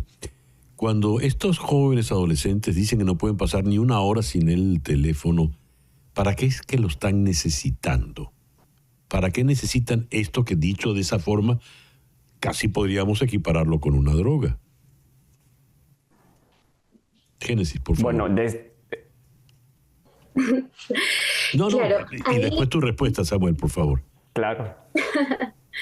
Claro, esta necesidad o dependencia podría ser por muchas razones y habría que estudiar la causa personal o individual, ¿cierto? Porque en adolescencia podría ser problemas de autoestima, manejo emocional, pero claro, de repente haciendo un análisis un poquito más profundo, como están diseñadas muchas veces la tecnología de cautivarme, emocionarme, entretenerme, es una dopamina muy fácil y hablando del aspecto psicológico, este recibo de dopamina en segundos, en instantes, claro, lo que diferencia cocaína que hablamos del estado de felicidad es que la cocaína de repente me puede durar horas. Las tecnologías quizás me duran segundos y esto es justamente ese enganche, esa dependencia, porque entonces recibí un like, ya, me siento feliz, me siento satisfecha conmigo mismo, quiero más, busquemos otro like, busquemos otro video que me cause emoción, que me hace felicidad. Entonces, claro, ¿qué pasa con de repente el sistema de recompensa se acostumbra a esta felicidad rápida, instantánea y fácil? Y ahí hay un deterioro en la búsqueda de recompensa con mayor esfuerzo, ¿no? O sea, para digamos que para recibir esa dopamina haciendo ejercicio necesito 30 minutos de hacer ejercicio, 30 minutos de caminata o aire libre. En cambio, claro, las tecnologías es en segundos. Es en segundos que recibo esta satisfacción inmediata. Ibas a decir algo, Samuel, por favor. Bueno, iba a decir que desde mi punto de vista, tú y yo hemos hablado en muchas ocasiones durante muchos años, César Miguel, sobre este tema, y siempre he dicho que para mí las cosas van muy mal y tengo que admitir que desde la última vez que tú y yo platicamos, las cosas van mucho, mucho peor, porque he estado usando tanto la inteligencia artificial y ya escucho voces no verdaderas, porque esta tecnología puede producir una voz que suena tan humana, imágenes que se ven tan humanas y luego hasta sentimientos, digamos. Por ejemplo, si yo no me siento bien como periodista de la tecnología, empiezo no a hablar con un psicólogo, sino con ChatGPT para probar esta tecnología, y tiene respuestas tan profundas que a veces me olvido de que no estoy hablando con un ser humano, y por todas esas razones creo que esta adicción va a ser aún más intensa y aún más difícil de dejar. Samuel, ¿podrías explicar un poco más lo de escuchas voces que no son humanas? Por ejemplo, en Spotify ya hay un DJ que no es un DJ de verdad. ChatGPT, por ejemplo, es una inteligencia artificial que está produciendo no solo lo que dice esta voz, este DJ virtual, sino también su voz. Y la voz suena tan verdadera que estoy seguro de que es un amigo o un primo de César Miguel, pero no es una voz de verdad. Y esta voz, por ejemplo, puedes hacer clic en ChatGPT para escuchar sus respuestas, y si yo no supiera, diría, estoy seguro, ha puesto mucho dinero, que es una voz de verdad. Entonces, estas voces que estoy escuchando, no estoy tan loco como digo, pero sí parecen voces, imágenes, ideas de verdad, y son todas ideas, voces y imágenes virtuales. Hemos comparado en esta conversación esta dependencia con drogas como cocaína y quizá otras, el alcohol, el tabaco, en fin. Sabemos que romper esas dependencias es complicado, es doloroso, es un proceso muy complejo. Romper esa dependencia con la tecnología es posible. ¿Cómo se ha logrado, Génesis? Absolutamente es posible, como cualquier adicción o conducta o consumo problemático, ¿cierto?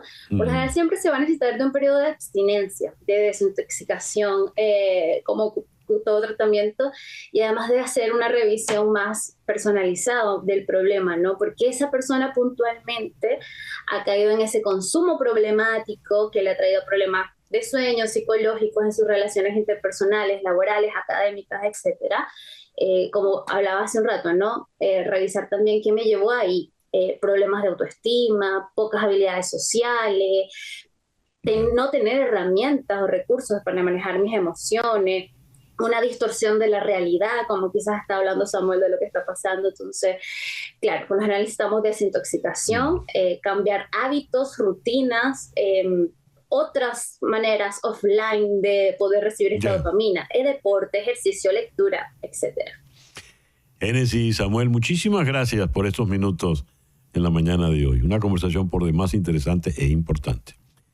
Génesis Romero, psicóloga en Santiago de Chile, y el periodista experto en temas tecnológicos Samuel Burke desde Londres.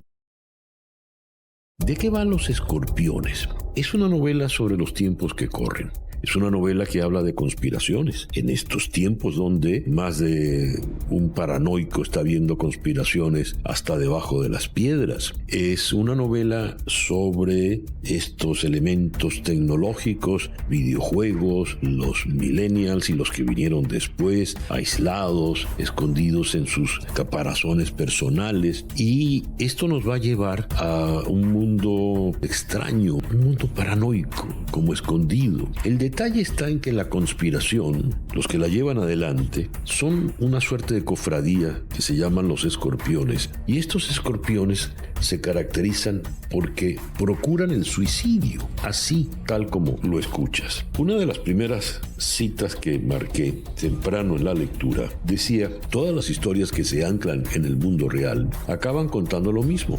Ricos depravados sin ningún escrúpulo moral que juegan con los pobres y desgraciados mientras ellos mismos se preparan para un nuevo orden mundial de control ciudadano, desastre ecológico y merma maltusiana de la población, gracias a enfermedades de laboratorio y otras tretas ocultas, un atentado terrorista indiferido, menuda estupidez. Recordemos que estamos en tiempos donde la pandemia fue algo perfectamente planificado y no precisamente por los chinos, pero así vamos y así voy avanzando en la lectura de esto. Todo comienza, como decía, por un videojuego. A ver, leo aquí. Hay un grupo de gente, de estos suicidas, que piensan que hay una forma placentera de morir. Bueno, no placentera, algo así como una revelación espiritual que te lleva a morir y que tal vez está en un videojuego al que algunas personas han jugado por error. Se llama El Lamento de Orión. Él frunce el ceño.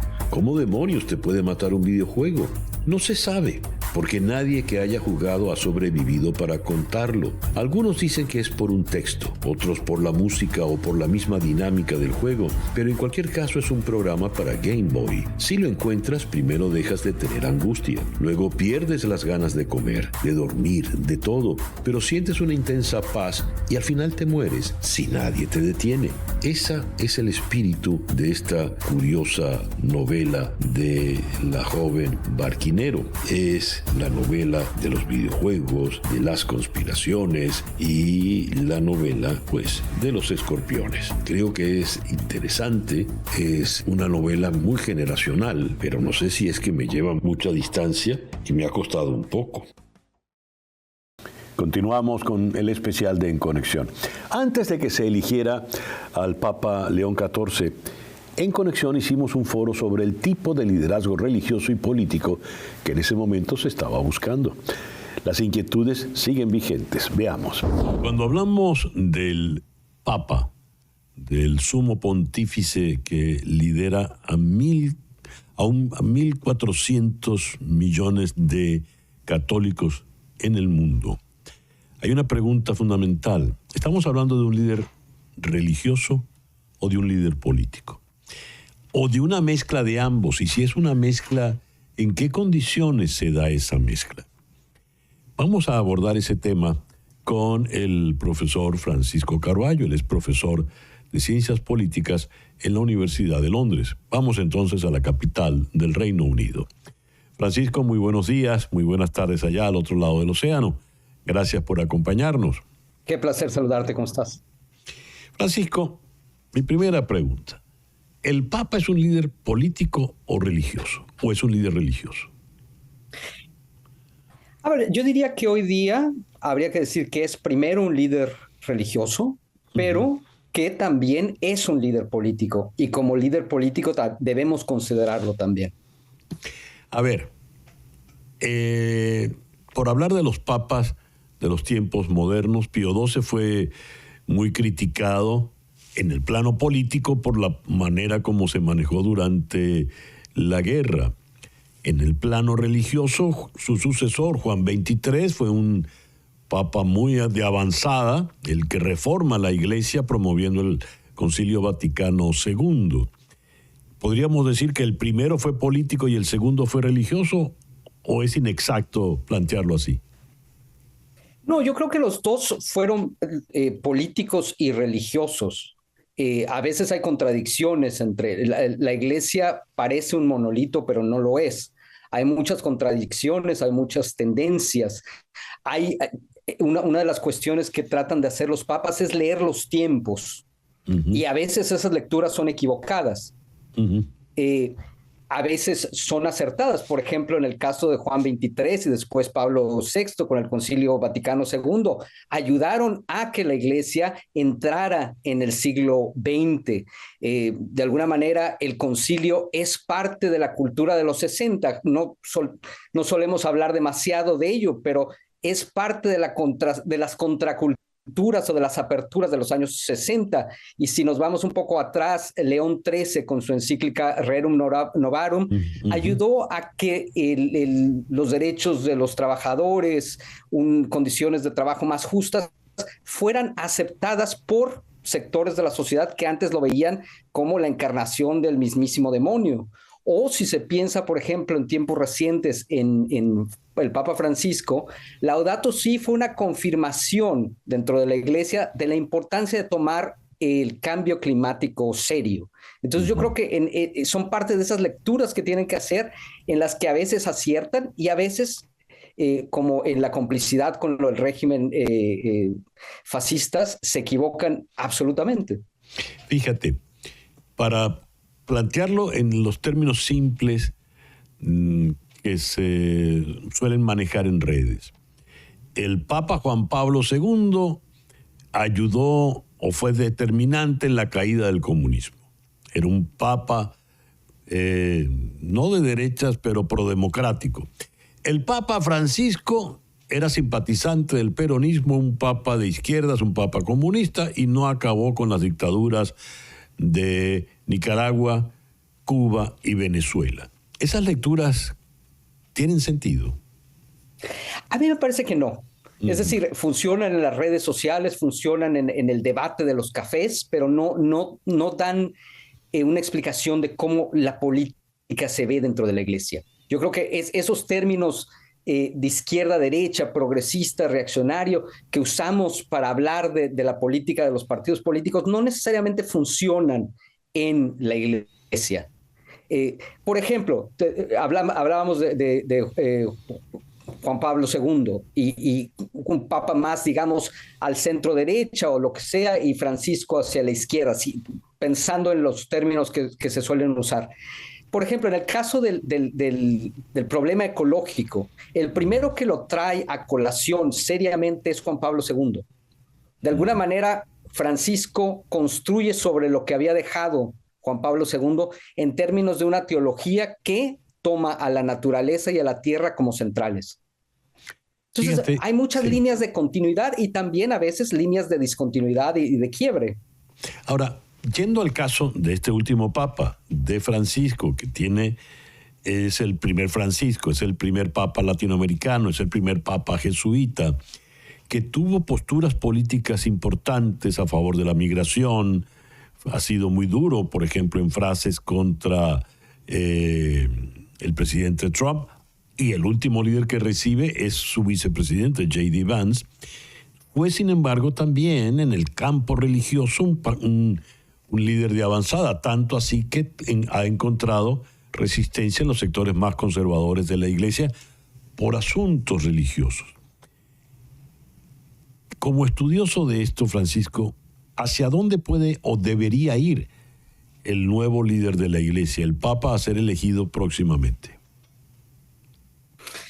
Es una pregunta muy compleja porque además solo la gente que está dentro de la Iglesia pueden decir algo con toda certitud, pero en mi opinión yo creo que hay que continuar o deberían de continuar parte de lo que, o mucho de lo que dejó Francisco. Es decir, esta idea de que la Iglesia tiene que aumentar su capacidad política en el sentido de que lo que hoy tiene la Iglesia es poder blando, y el poder blando que necesita es uno que hable con más que los fieles, que los creyentes, que no es una iglesia encerrada en sí misma, sino que es una iglesia que mira a los que no creen y a los que creen en otras religiones, que ya el mundo no es eurocéntrico, que Roma ya no es el centro del mundo. Y en ese sentido la iglesia tiene que cambiar y tiene que adaptarse. Yo creo que Francisco hizo un trabajo espléndido en ese sentido. Me parece también que Francisco fue muy, muy claro a la hora de poner una vez más la agenda social en el centro de lo que el trabajo del día a día de la iglesia, no solo en una declaración de principios, sino en lo que se debe de hacer en las parroquias, un día sí y el otro también. Me parece que era un hombre que trataba de traer la teología a el día a día, las calles. Eso le molesta a mucha gente que prefiere una teología más de universidad, más cerrada, más dogmática. Yo creo que en ese sentido, Francisco viene de la mejor tradición latinoamericana, de una teología que está en las calles y que habla con la gente. Y todas esas cosas me parece debían ser cosas que continúen con quien quiera que llegue al apartamento papal, si es que lo decide ocupar. Así será. Francisco, muchas gracias por estas reflexiones en el programa de hoy. Un placer, muchas gracias. Una pausa y ya regresamos en Conexión.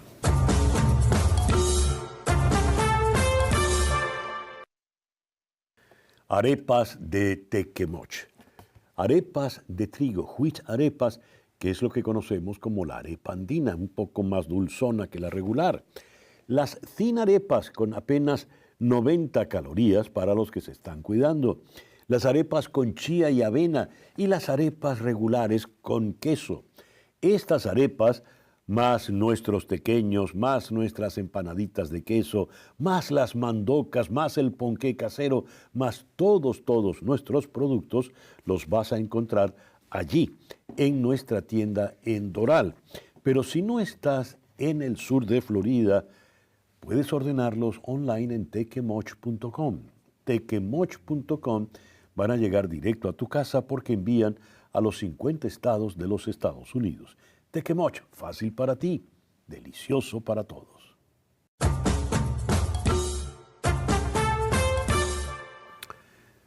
Continuamos con este programa especial de En Conexión. Veamos. El foro de hoy lo hemos titulado La emoción como un hecho colectivo. El poder de la imagen.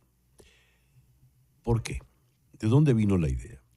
A todos nos impactó, creyentes o no creyentes, esa imagen. La cámara estaba muy cerca y pudimos tener un primer plano del perfil del Papa León cuando recibía los vítores de la multitud en la plaza de San Pedro, y él tenía apenas minutos de haberse asumido como nuevo Papa de la Iglesia Católica.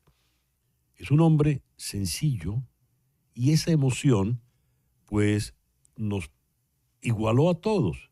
Todos estábamos en el mismo plano. ¿Qué es la emoción como un fenómeno colectivo? Habida cuenta que estamos hablando de un sacerdote, de un hecho religioso, a este foro hemos invitado al educador, teólogo, Alfredo Infante. El padre Infante es actualmente el provincial de la Compañía de Jesús en Venezuela y es necesario observar el aspecto psicológico que supone esta emoción colectiva. Para ello hemos invitado a la psicóloga Iraida Moreno Luna, quien está en Ciudad de México. Muy buenos días, Alfredo, muy buenos días. Iraida, muchísimas gracias por compartir con nosotros en el día de hoy. Por razones obvias, hay que comenzar con el sacerdote en la mañana de hoy. Habida cuenta que esta reflexión, que puede valer para cualquier otra actividad, viene por el hecho de ver por primera vez a un papa realmente emocionado. ¿Qué dijo esa imagen ayer al mundo? Y digo el mundo, Alfredo, subrayo el hecho colectivo. No, creo que esa imagen impactó no solo a los católicos. Por favor, comenzamos con el padre Infante. Muchísimas gracias por la invitación, César Miguel. Para mí es un gran honor estar aquí.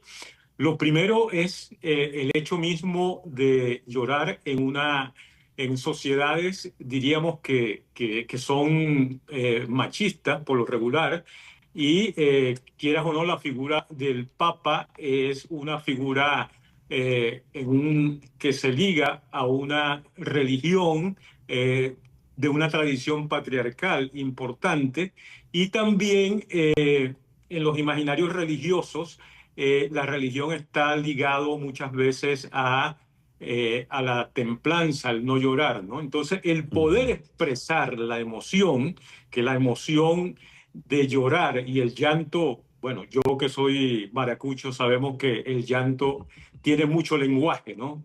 Es el lenguaje de la expresión más profunda del corazón cuando expresamos la alegría, cuando expresamos tristeza, cuando queremos desahogarnos. O sea, el lenguaje de las lágrimas es es muy simbólico y tiene mucho significado, ¿no? Y en este contexto, por supuesto, ver a un patriarca de la iglesia, a un papa, ¿verdad? Una figura, además, el papa tiene un rostro sereno, pero también es de mandíbula fuerte, ¿no? Y eso da como, y el verlo llorando, creo que hay una conexión importantísima de cómo es su corazón. Yo creo que las lágrimas, yo suelo decir que las lágrimas son el perfume del corazón, ¿no? Expresan mucho, ¿no? Y entonces, y eso conecta, la emoción conecta. Es un lenguaje que conecta. Me gustaría ahora la lectura psicológica de esa imagen tan impactante que vimos ayer. Iraida, por favor. Sí. Hay una resonancia emocional en ese colectivo. Conectamos con los demás de manera profunda y significativa. Hay una cuando hablamos en psicología de resonancia, es porque algo nos está conectando con ese otro. Y en el colectivo, entonces hay una identificación con lo que estamos mirando. Me identifico hago simpatía, hago empatía con esto que observo. Hay algo común en mí que me identifica con ese otro y conecto. Entonces yo también me conmuevo, entonces yo también doy una respuesta positiva a esto que observo. ¿Qué significa positivo? Que yo puedo entrar en esa misma dimensión emocional de esto que se muestra y es congruente lo que sucede con lo que me pasa a mí interiormente. Y estoy de acuerdo con el maestro Alfredo cuando comenta de que las lágrimas son un lenguaje universal. A mí me gusta la visión que dice Bert Hellinger en relación a que todos somos uno en el sentido de que todos somos hijos. Todos venimos de un padre y una madre, conocidos o desconocidos, pero hay una realidad biológica que nos conecta. Y cuando miramos a alguien llorar, somos como en esto que nos hace vulnerables, en esa humanidad que somos. Y me encanta la metáfora de que las lágrimas son el lenguaje del corazón, porque efectivamente podemos llorar movidos por algo y no necesariamente el dolor, podemos llorar también de conmoción, de alegría, Claro. de frustración, impotencia, de asombro. Entonces, estoy de acuerdo en que este lenguaje común que universalmente pues, nos conecta con la vulnerabilidad humana, ¿no? Entonces, Sí. viene desde ahí, de esa resonancia emocional, cuando me conecto a través de la empatía y la comprensión. Estoy ahí, me identifico es algo común que nos une. Escuchando a Iraida, la psicóloga, podría yo decir, estamos hablando de cómo establecer lazos empáticos con un colectivo. Yo podría fríamente calcularlo y saberlo actuar, y ya sé que si me van a poner una cámara de tal manera y yo hago determinados gestos, voy a conectar con los demás. El detalle está en que un actor de esas características es difícil de encontrar. Y evidentemente pareciera que no es el caso del nuevo Papa. ¿Qué nos dijo? Y ahora sí, la pregunta te la hago a ti como sacerdote, Alfredo. ¿Qué te dijo a ti ese gesto del Papa en el día de ayer? A mí personalmente me remitió a varias escenas del Evangelio donde Jesús se conmueve profundamente y en primer lugar la escena de Lázaro donde Jesús llora, ¿no? Llora, pero también la escena de María Magdalena en la resurrección, donde su llanto también es un llanto de profunda alegría.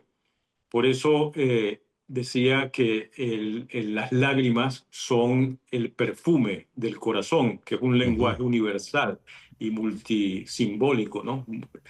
Y a mí personalmente, bueno, también en esta cultura en la que vivimos, ¿verdad? Que aunque se ha ido caminando a un mayor protagonismo de la mujer en la sociedad, gracias a Dios, pues todavía en nuestras instituciones y en nuestras sociedades el tema del patriarcalismo o el machismo, que es una deformación del patriarcalismo, pareciera que el hombre no tiene derecho a llorar. Y entonces que una figura importante de la Iglesia Universal, que es el Papa, se conmueva y llore y se conecte desde el corazón con las masas y con la feligresía y con toda la gente que los está viendo, pues creo que eso dice más que muchas palabras, ¿no? Es una conexión de corazón a corazón.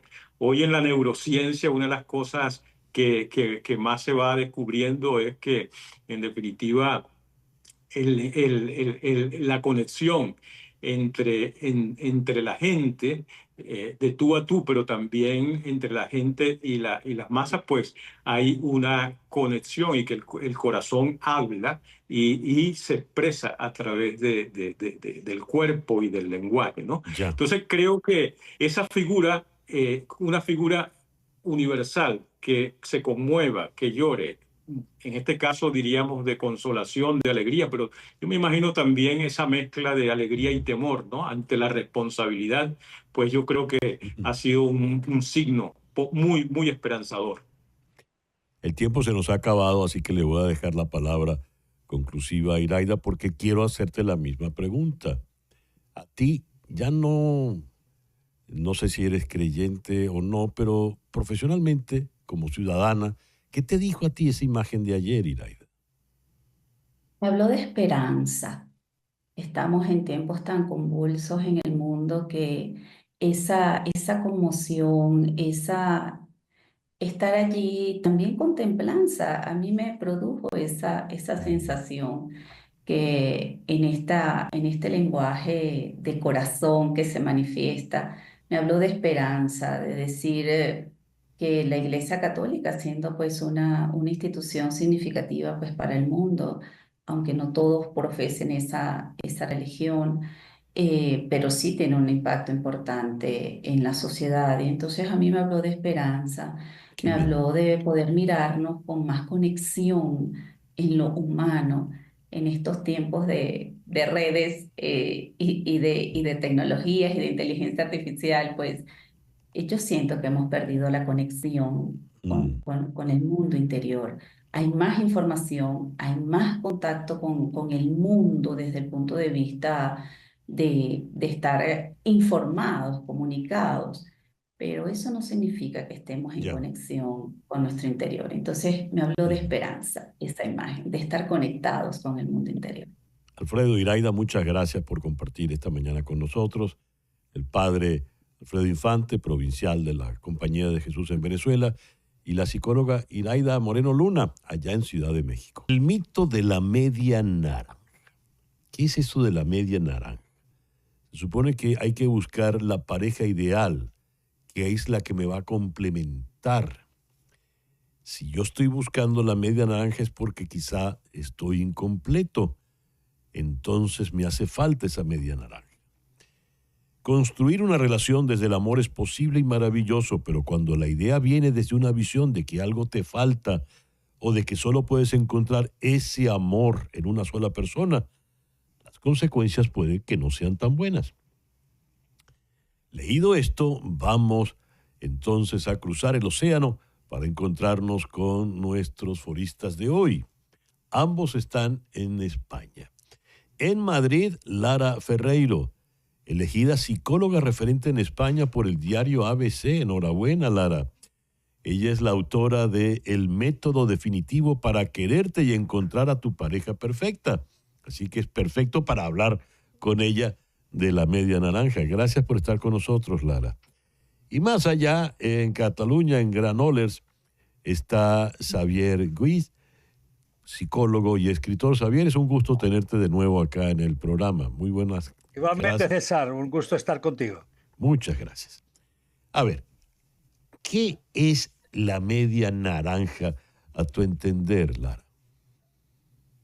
Bueno, pues es este mito que hay que saber que esto fue el filósofo Platón en el banquete, que lo que dijo es que hombre y mujer en una misma unidad que se cortó y entonces vas buscando a lo largo de tu vida esa media naranja, ¿vale?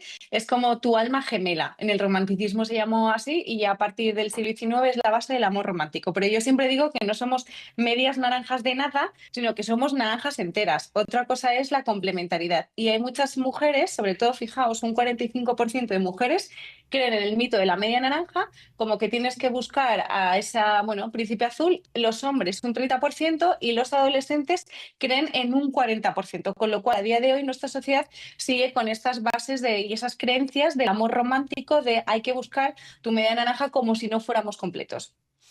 ¿Y cómo lo ves tú, Xavier? Sí, exactamente igual. En eso creo que la psicología hoy en día lo tiene muy claro.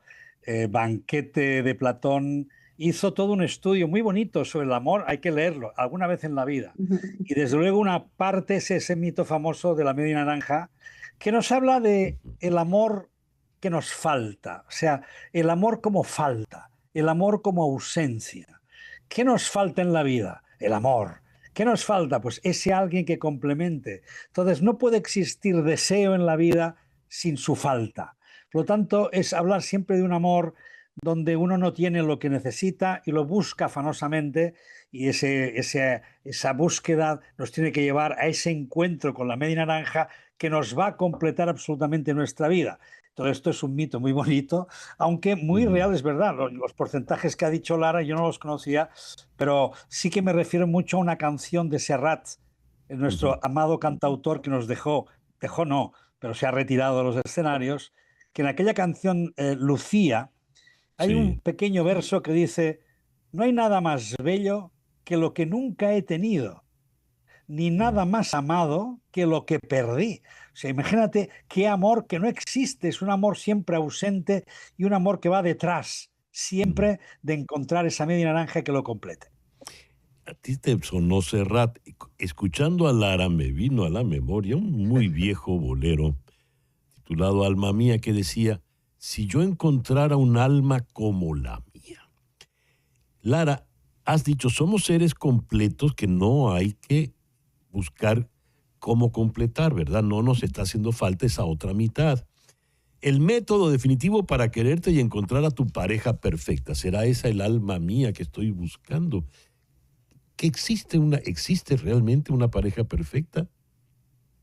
No, de hecho yo quería ponerlo pareja adecuada y mi editorial dijo que era mejor perfecta, ¿vale? Ay. Y dice, bueno, que es, claro, que es, ahí tuvimos, pero os quiero contar, ¿qué personas creen el mito de la media naranja, ¿vale? Sobre todo suelen ser mujeres con personalidades dependientes emocionales, suelen ser propensas a relaciones tóxicas. Hay que saber que estamos en una pandemia emocional, ¿vale? Se habla de casi el 60% de las mujeres tendrán una relación tóxica. Somos ese romanticismo de Hollywood, que yo siempre digo que Disney nos ha destrozado la cabeza a las mujeres y el porno a los hombres, por esos estándares que no existen.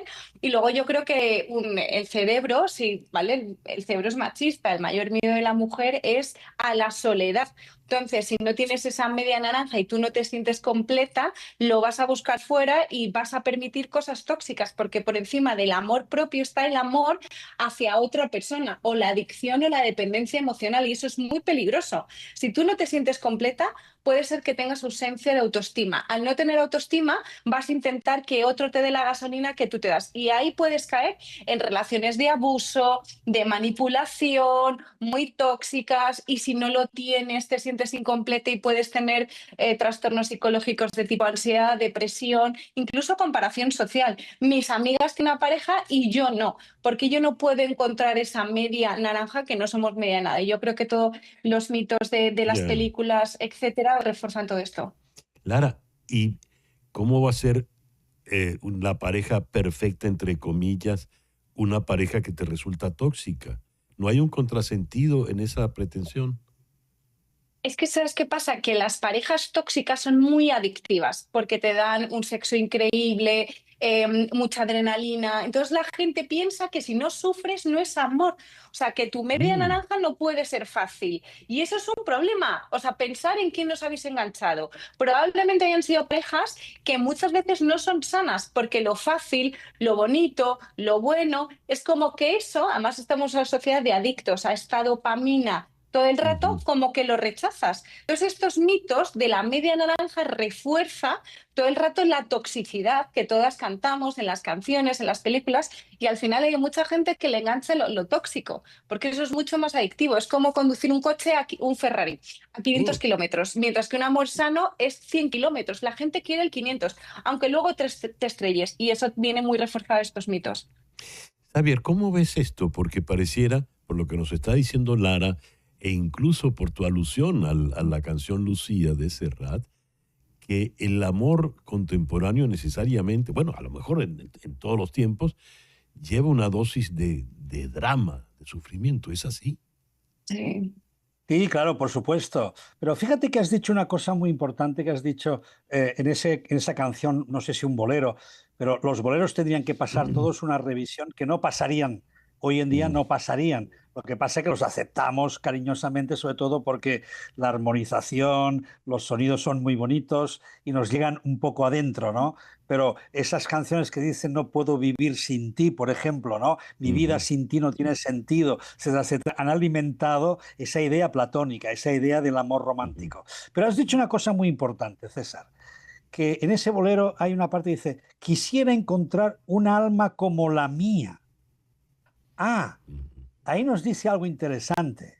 Al final nos damos cuenta que eso que llamamos enamoramiento, que no deja de ser enamoramiento, se convierte inmediatamente en lo que es un desplazamiento de mis ideales, de mi visión, de mi ideal puesto en el rostro de otra persona. Entonces, claro, ahí hay una proyección obsesiva. Y esa proyección obsesiva te hace creer que efectivamente has encontrado el hombre o la mujer de tu vida. Y ese engaño, que es un engaño que la biología lo ha hecho de maravilla, porque lo ha hecho para que nos juntemos, procreemos y estemos al menos 6 o 7 años juntos, que es el tiempo de la crianza mínima, la básica. Por lo tanto, esa treta de la biología hay que superarla desde el punto de vista de la cultura.